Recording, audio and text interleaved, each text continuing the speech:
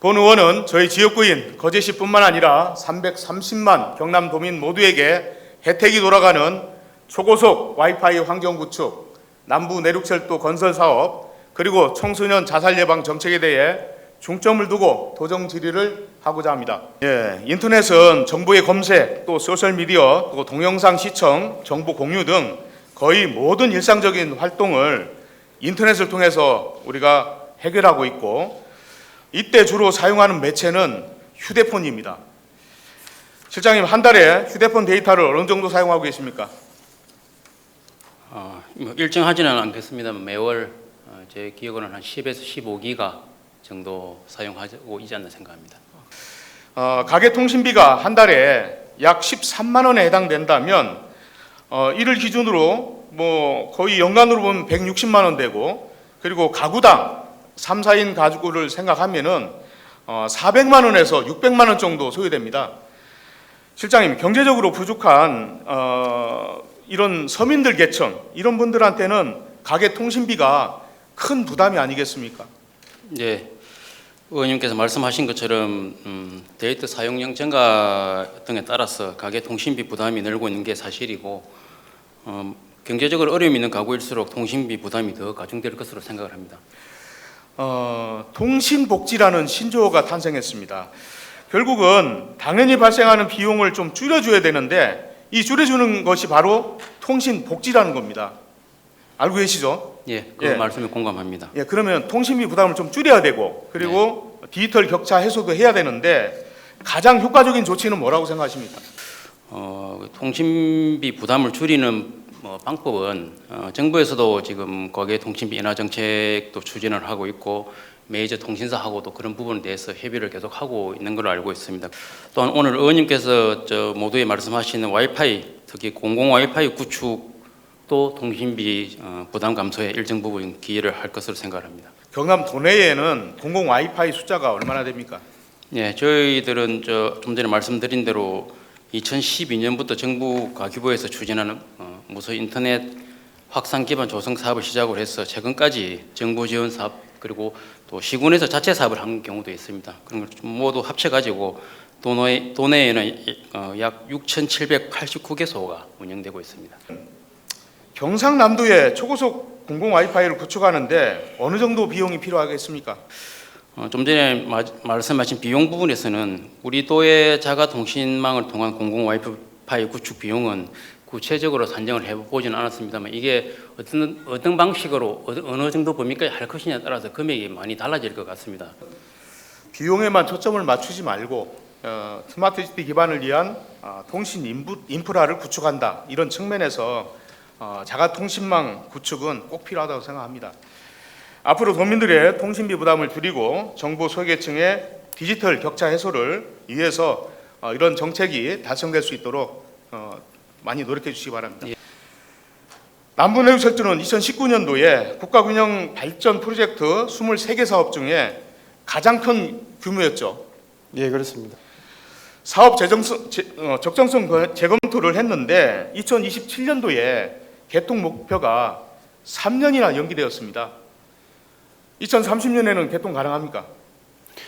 정부에서는 기본적인 입장이 2030년도에 개통하는 걸 기본 입장을 가지고 지금 추진을 하고 있다는 말씀드리겠습니다. 장담하셔야 됩니다.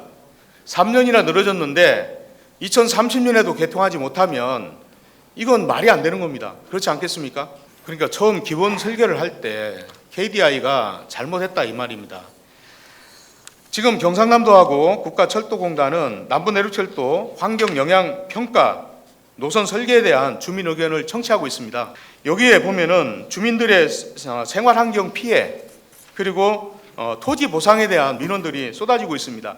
여기에 대해서 어떻게 대책을 갖고 있습니까? 지금 철도공단 쪽에서도 토지 보상이라든지 이런 것들 하기 위해서 지금 그 예산들을 이미 확보를 해놓은 상태고, 이제 그 사전 절차를 진행을 하고 내년 말경에 이제 착공이 되면 바로 보상도 할 수 있도록 그렇게 좀 준비를 해놓고 하고 있는 상황입니다. 2029년 가덕신공항 개통을 앞두고 교통 인프라가 꼭 필요한데, 남부 내륙철도의 거제 가덕도 신공항 연결철도는 없습니다. 여기에 대해서 어떻게 대책을 갖고 있습니까? 예, 저희들도 가덕도 신공항 신규 신공항 개항 시점에 맞춰서 지금 남부내륙 철도하고 연결해야 되는 철도가 있다고 저희들 필요하다고 저희들 생각을 하고 그래서 거제 지역과 가덕도 신공항을 연결하는 신공항 철도 노선을 저희들이 정부 계획에 좀 반영을 해달라고 계속 좀 요청을 좀 하고 있는 상황입니다. 예, 남부내륙철도 적기 개통을 위한 향후 계획에 대해서 말씀해 주십시오. 예, 지금 환경 영향성 평가 관련해서 지금 주민 설명회를 좀 배치를 하고 있고요.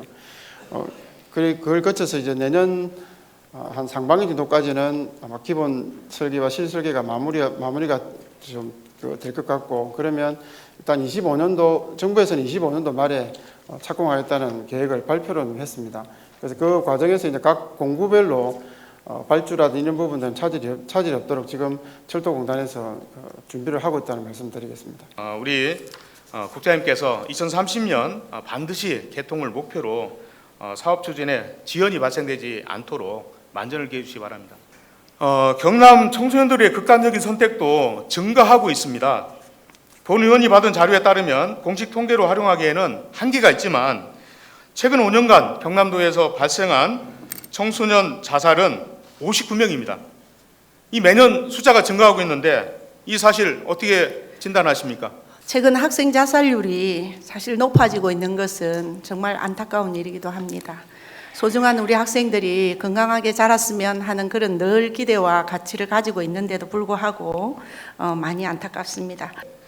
이에 대해서 우리 경남도 교육청의 대책은 무엇입니까? 저희 경남교육청이 청소년 자살 예방을 위해 추진하고 하고 있는 정책을 말씀드리면 그동안 학생 자존감을 높인다든가 그리고 자기 스스로를 컨트롤할 수 있는 그런 학생 정신건강 관리 역량을 높여가는 것이 무엇보다 중요하겠다 하는 생각에 저희들이 집중하고 있습니다. 이런 현상은 어떻게 보십니까? 자살 예방을 위해서 여러 가지 사업들을 하고 계신데 네. 정서 위기 학생을 선별하기 위해서 3년마다 모든 학생을 대상으로 학생의 정서 행동 특성 검사를 합니다. 국장님, 네. 우리 아이들이 3년에 한 번 검사를 받습니다. 네, 그렇습니다. 검사 주기가 너무 길다라는 것이고요. 네. 그러니까 안타까운 실효성이 일입니다. 있느냐 이 말이죠. 검사 자체에 대한 실효성은 있습니다만 여태까지 해온 학생 정서 행동 특성 검사 자체는 그 앞에서도 말씀드렸다시피 학생의 성격이나 이런 여러 가지 특성을 분류하는 데는 이제 괜찮지만 학생의 정신 건강을 집중적으로 이렇게 선별해 내기에는 약간의 어려움이 있어서 올해 교육부에서 새로 개발한 마음 이지 검사를 통해서 더 상세하게 분석해 나갈 예정입니다. 경상남도 교육청이 학생들의 자살 및 자살 시도 원인을 보다 면밀히 식별하고 이를 치유하기 위한 시스템 개선과 함께 체감할 수 있는 예방 지원책을 마련해 주시기 바랍니다. 교육감님께서 이 문제의 심각성을 어떻게 평가하고 계십니까? 문제를 지적하셨습니다만 정서행동 특성 검사가 그 아이들의 그런 관심군과 위험군을 제대로 가려내는데 얼마만큼 적절한 검사냐라는 데 대한 회의도 저희들은 있고 그래서 또 다른 방법으로 아이톡톡에서 사회 정서적인 그 학생들의 행위를 얼마만큼 읽어낼 수 있느냐, 이것이 정서행동 특성 검사는 실제로 문제가 심각한 아이가 어른들이 바라는 정답까지도 압니다.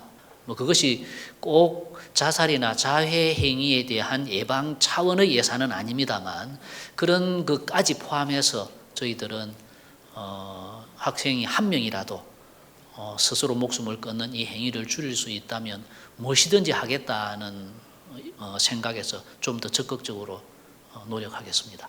초고속 와이파이 환경 구축, 남부내륙 철도 건설, 경상남도의 미래 성장과 도민들의 삶의 질 향상에 직결되는 만큼 매우 중요한 과제라고 생각합니다.